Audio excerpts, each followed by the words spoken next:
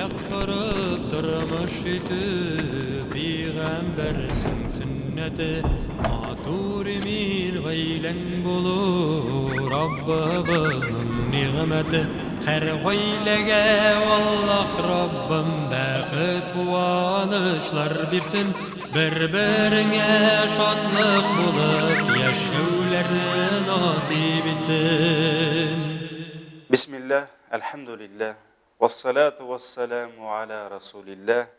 Esselamu aleykum aziz din kardeşlerim. Özümüzün aile derslerimizni devam ederiz.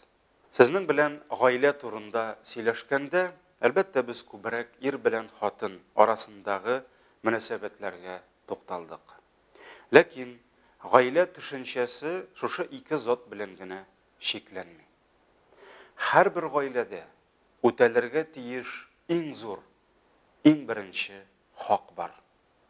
Ol haqni o'tamay turib, boshqalarniqin o'tav mumkin tugul. Albatta, bu bizni to'dirib, kichkinadan o'stirgan, kishi etgan ati anilarimiz haqi.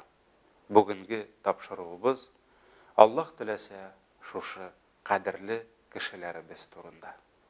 Ati anilarimiz sababli biz bor, biz yashaymiz, yoqti dunyoni ko'rganmiz. Shunga ko'ra bizning de xotin, er, bolalarimizning da baxitlari eng ilik ularning baxitlari bilan bayli. O'z kunlarin yoqti, tunlarin imin etarga tilagan kishi o'zin to'diruvchi, kishi etuvchi ati anisin baxitli etarga teyish. Ota-ona haqining olu buluğu bir biz ishinde yangilik tugul. Bizga bu haqda bog'chada da, maktabda da o'qituvchilarimiz so'yladilar. Bir yerda da ati aniyingni zo'rlama, hurmat etma deb o'rgatmaylar. Lekin bu haq turunda ko'pmagina so'ylashsak da qizg'anish, o'z bolalaridan igilik ko'rmovchi, tilmirib yashovchi ati anilarning soni kim tugul. Ortağına. Alla indi kuntin dünya quvib, bag'irlar qotdimi, ko'ngillar qoraldimi? Adam bolasına sen mana shulay ishla yoki ishlama deb aytugina yetmay ekan. Anga narsanidir ishlab, o'z turmushining bir ulushi etib kirtu uchun ul ishning ne qadar kerak, ne qadar xayrli ham izgi bo'luvina butun ko'ngili bilan inanığı kerak. Şuna göre Allah Teala da o'zining kitabında ati aniyizni hurmat etigiz deb gina qolmay. Yo'q, ol bizga shusha zotlarimizning bizning uchun qilgan ko'pmi izgiliklarini söyley. Aziz ankaylarimiz bizga umr berim deb ko'pmi iza chekkanlar, ko'pmi hasrat ko'rganlar. Allah Teala bu haqda ayta: "Va vassaynal insana biwaliday" kishiga ota-onasına izgilik qilirga emir berdik, vasiyat etdik. Şundan so'ng Alloh Teala onaning bolasına qilgan izgiliklerini söyley. Hamalathu ummuhu wahnan ala wahn wa fisaluhu fi amayn. Onası o'z balasin ağırlık üstüne ağırlık kechirib o'z qarnında ko'tardi. So'ngra balasin 2 yil emizdi. Anishkurli وَلِوَالِدَيْكَ إِلَيَّ الْمَصِيرِ. Mina rahmetli bol, ati aniyine rahmetli bol, hem bil, sonra mina qaytaşaksız, hem barısı içinde cevap tutaşaksız. Allah-u Teala bizge bu ayette g'imirimizning başında onabizning bizge qilgan ishkina izgiligin isi bizge tushira. Şuşu izgilikler turunda gana o'ylansak da, bu bizge ona ismin yırtuşu kişinin ne kadar büyük zat ikanin anlav için ciddi. Onanın birinci izgiligi ağırlık üstüne ağırlık geçirip öz qarınında ko'tardi dedi Allah Teala.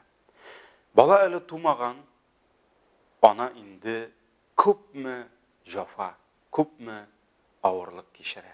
9 ay boyu aniyimiz bizni yurak ostunda ko'tarib yurgan. Balanın gövdesi üsken sayın anining sızlanulari, meşakkatlari тагын да арта торган. Карындагы баланың ризыгы киндигеннән анасы аша керә. Шуңа күрә әнинең бөтен ашаганын, бөтен файдалы матдәләрен, витаминнарын бала үзенә сугырып ала. Нәтиҗәдә күп әниләрнең авырлы вакытларында тән организмнары тәмам зәгыйфләнеп, кемнеңдер биле авырта, кемнеңдер сөякләре сызлый, кемнеңдер тешләре бетә. Кайчандыр төнләрен йокламыйча газиз әнкәң, әйе, синең әнкәң бөтен көчен җыеп, сине дөньяга китерергә әзерләнгән. Күпме борчылган һәм кайгырган, изге, эшкерсез дуалар кылган. Икенче изгелеге авырлык белән тудыру.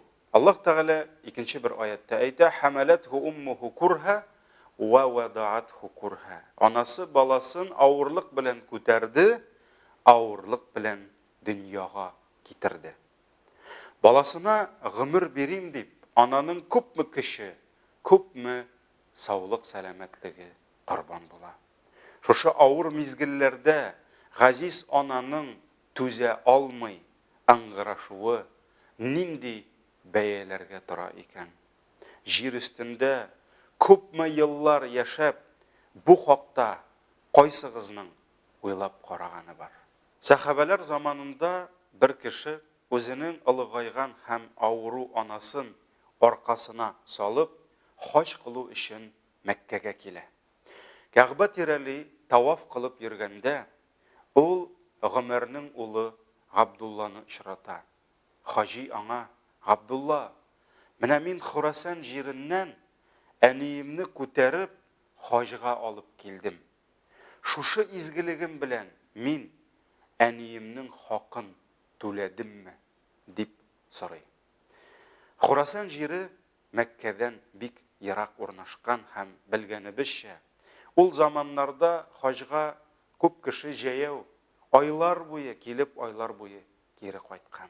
Һәм хаҗ кылган кеше хаҗның бу гамәлнең никадәр авыр һәм мәшәкатьле икәнен белә.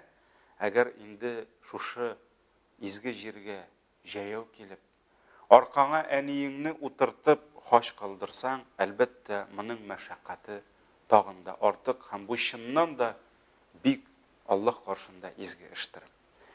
Ләкин күпме генә өметле җавап алырга тырышса да, Абдулла аны артык өметләндерергә ашыкмады һәм әйтте: "Юк, дустым, юк, түләмисең. Син бу изге эшең белән аның, әниеңнең сине тудыргандагы бер аңгырашуы өчен дә түләп бетерә алмыйсың", дип җавап бирде. Чыннан да, ана кешенең бер аңгырашуы никадәр кыйммәттер. Ә без әниләребезнең күпме йокысыз төннәренә, тынгысыз көннәренә сәбәп булабыз. Бала туды да, аның җафасы биттеме? Әлбәттә юк. Михнәт әле башлана гына икән. Шул җаваплы мәшәкатьләрнең, изге бурычларның берсе балага күкрәк сөте имезү. Аллаһ Тәгалә ва фисалуху фи амәйн, соңыннан ана баласын 2 ел имезә дип, ананың аятта әйтелгән 3нче изгелеген искә алды. Аллаһ Тәгаләнең хикмәте белән карында вакытта әнисе аша ризыкланган кебек, дөньяга тугач та бала үз ризыгын әнисе аша кабул итүен дәвам итә. Әйе, сабыйга ана сөте кирәк. Коръәндә Аллаһ Тәгалә әниләрне 2 ел балаларын имезергә чакыра. Һәм бу ана өстендә бала хакы булып тора. Кызганыч, соңгы вакытларда күп кенә яшь әниләр төрледән төрле сәбәпләр табып, янәсе зифасыны, фигурасы бозыла, һәм башкалар үзләренең шушы бурычларыннан, ягъни балаларын имезүдән качалар. Ана сөте белән балага калорий һәм витаминнар гына керә дип ялгышмагыз. Юк. Күкрәк сөте белән балага ананың йөрәк җылысы, күңел хисләре керә. Сабыйын күкрәгенә кышып имезгән вакытта ана белән бала арасында ныклы дуслык һәм мәхәббәт урнаша. Аллаһы Тәгалә китабы Коръәндә ата-ана хакын үз хакыннан соң икенче урынга куйды. Ата-ананы рәнҗетү ислам динендә иң зур гөнаһларның берсе булып тора. Аллаһ Тәгалә безгә, әти-әниләребезгә хәтта уф дип тә әйтергә рөхсәт бирмәде. Аллаһ Тәгалә Исра сүрәсендә әйтте: "Әгәр аларның берсе яки икесе дә картлыкка ирешсәләр, син аларга уф дип тә әйтмә.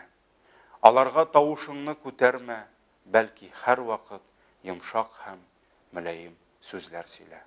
Кай вакыт мәктәпләрдә яшь егет һәм кызларга ата-анаңа уф дип тә әйтмә дигән сүзләрне китергәч, алар бераз аптырашып калалар. Ничек инде без әти-әниләребезгә уф дип әйтмибез диләр. Әлбәттә, әти-әниең яшь, сәламәт һәм көчле булганда, кулыңнан тотып бакчага, мәктәпкә илткәндә, киемнәреңне юып, яңартып торганда, сыерын суеп институтка керткәндә, һәр даим ярдәм биреп торганда, әлбәттә аларга уф дип әйтәсе килмәс. Ләкин Аллаһ Тәгалә аятта аз сызыклап, әгәр алар картлыкка ирешсәләр, аларга уф дип тә әйтмәгез диде. Ягъни, әти-әниең сине кулыңнан тотып йөртә алмый, җил давылдан саклый алмый, фатирыңны, машинаңны яңарта алмый башлагач, үзләре синең кулыңда сабый хәлендә калгач, сиңа үзеңә аларга ризык хәзерләп, аларның киемнәрен юып, төннәрен аларны саклап чыгарга кирәк булганда, менә шул вакытта Аллаһ Тәгалә авызыгыздан уф дигән куркыныч сүз чыгып эчә, күрмәсен дип кисәтте. Чөнки уф ул туйдым дигәнне аңлата. Ана күңеле балада, баланыкы далада дигән халкыбыз. Күпме генә әти-әни куенында яшәсәң дә, кышчыкларның оядан айырылып башка чыгар, үз ояларын кору көннәре җитә.